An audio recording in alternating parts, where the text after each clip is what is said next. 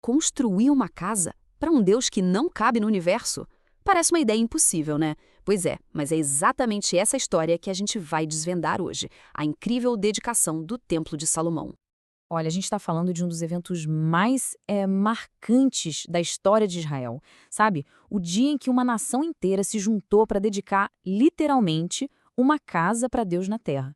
E foi algo tão intenso, mas tão intenso, que a própria glória divina apareceu e, bom, parou tudo.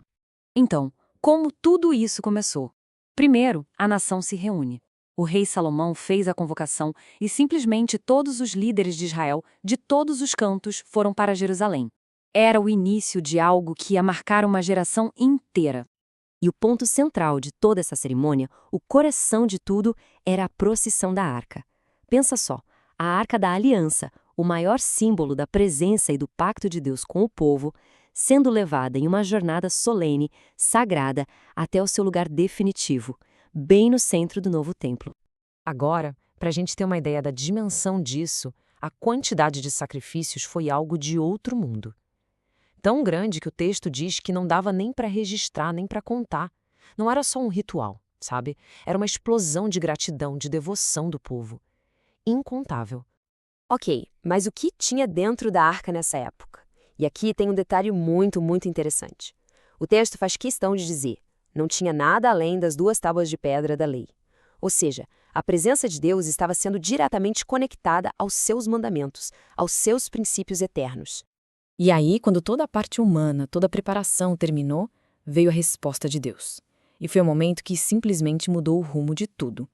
Exatamente na hora em que os sacerdotes estavam saindo do lugar mais sagrado do templo, o Santo dos Santos, aconteceu o inacreditável. Uma nuvem densa, que era a manifestação visível da glória de Deus, desceu e preencheu cada espacinho do templo.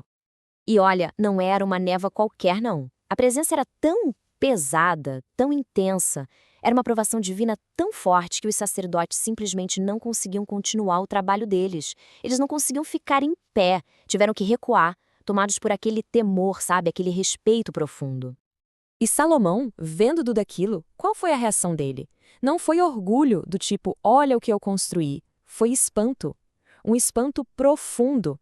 E essa experiência levou ele a fazer uma das perguntas mais cruciais de toda a história. Ele coloca em palavras o que todo mundo devia estar pensando. Mas será mesmo? Deus vai mesmo morar aqui, na Terra? É um paradoxo gigante, né? Como que o Criador do universo inteiro pode caber num prédio feito por gente? E é aí que está a grande tensão. De um lado a gente tem a transcendência de Deus, a ideia de que ele é tão imenso, tão além de tudo, que nem o céu dos céus consegue contê-lo. E do outro lado a gente tem a imanência, o desejo dele de estar perto, de morar no nosso meio, de ouvir o que a gente tem a dizer. Então, como Salomão lida com essa tensão? Na sua oração, ele explica que a ideia do templo nunca foi conter Deus. A ideia era ser um ponto de encontro, um lugar de conexão com ele. E o que é incrível nessa oração é o quanto ela abrange. Salomão pensa no templo como um ponto de referência para a vida inteira. Para quando se busca a justiça, em tempos de guerra, de fome, até mesmo para quem estivesse longe no exílio. Para tudo. E tem mais, de uma forma impressionante. Salomão inclui até os estrangeiros na oração. Ele pede para Deus ouvir o pedido deles também, para que o mundo todo pudesse conhecer o nome de Deus. A visão era que o templo fosse uma luz para o mundo inteiro. E por trás de tudo isso tem uma base de humildade, sabe? Um reconhecimento de que todo mundo erra, de que a gente sempre vai precisar do perdão divino. Ok, depois de um momento tão profundo de oração, de dedicação, como a nação reagiu? Bom, com uma festa. E não foi uma festa qualquer, foi uma celebração gigantesca, sem precedentes. Para celebrar e agradecer, o povo e Salomão ofereceram sacrifícios de paz.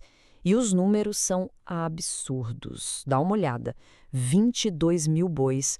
E se preparem, 120 mil ovelhas. É um número que a gente mal consegue imaginar. Era literalmente uma festa para a nação inteira. E não pensem que isso foi coisa de um dia só, não. Foi um festival nacional de 2 semanas. 2 semanas de festa, unindo o reino de norte a sul numa celebração contínua. No final, o povo voltou para casa. E o texto diz que eles estavam alegres e de coração contente. E essa alegria não era só pelo prédio novo, por mais magnífico que fosse. Era pela promessa renovada da presença de Deus. Era como se, a partir daquele dia, Deus fosse, de certa forma, o vizinho deles. E isso tudo nos deixa com uma reflexão final, né? A história toda deixa bem claro que o templo, a construção física, era um símbolo. Importante, mas um símbolo. Então, se Deus não cabe em pedra e ouro, a pergunta que fica é: onde então é a sua verdadeira morada? Onde ele realmente escolhe habitar?